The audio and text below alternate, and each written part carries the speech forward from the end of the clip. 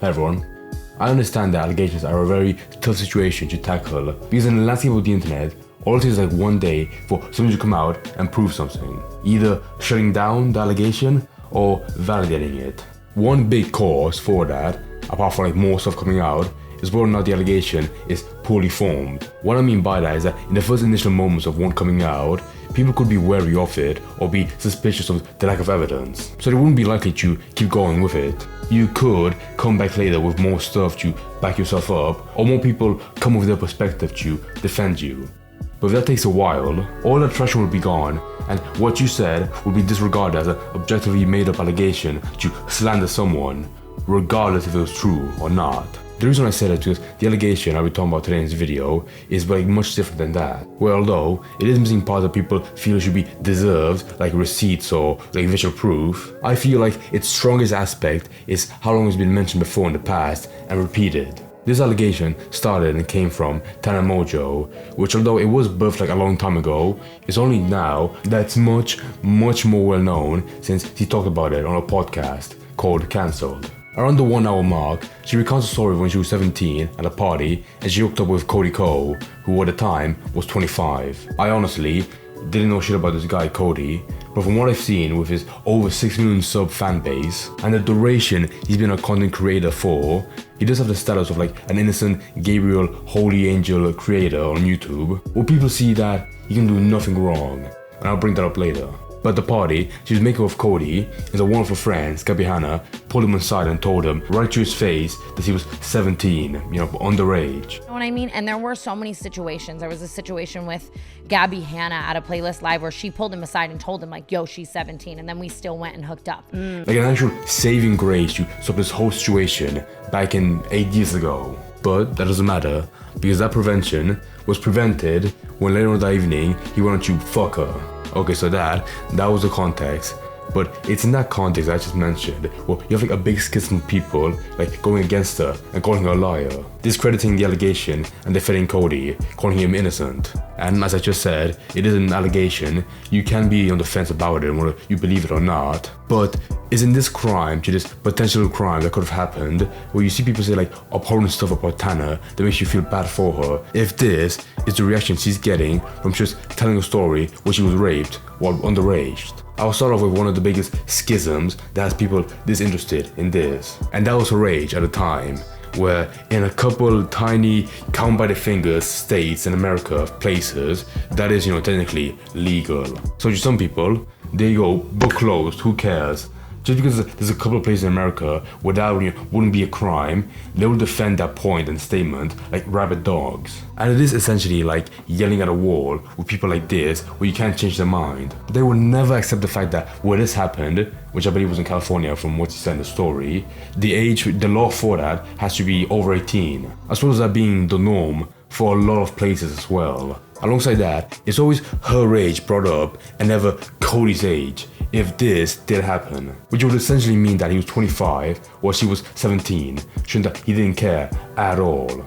The worst part to me that makes this like funnier is that he had like one of her friends actually tell him to his face directly that he was underage, and that detail is really important. Not just because he was actually told by another person and he didn't care, but because it makes Tana's story much more concrete, where she has someone backing her up, and you can find clips of her saying that exact detail of the story from years ago in other clips. I told a guy, I saw him making out with a girl at a party who was underage, and I pulled him aside and I was like, hey man, you probably don't know, I know she like looks a little older, she's underage.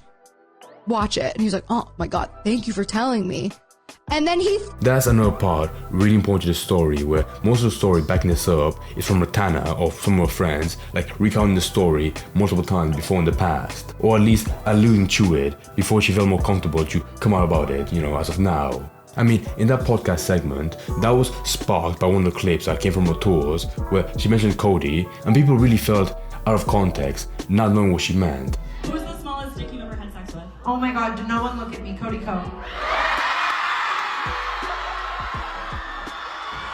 It's not just that clip, you can find like various others in other places that are like exactly 99% match to the story. But my point being that you just can't say that it's made up when you have it spanning like over multiple years, proving it's been consistent and not made up for like malicious intent. With an allegation like this, it does feel like it's meant to slander Cody and tear down his career, especially when it's on a podcast called Cancelled. But no, that name is just coincidence. And when you actually listen to her like telling the story, she is like telling it in a very composed manner.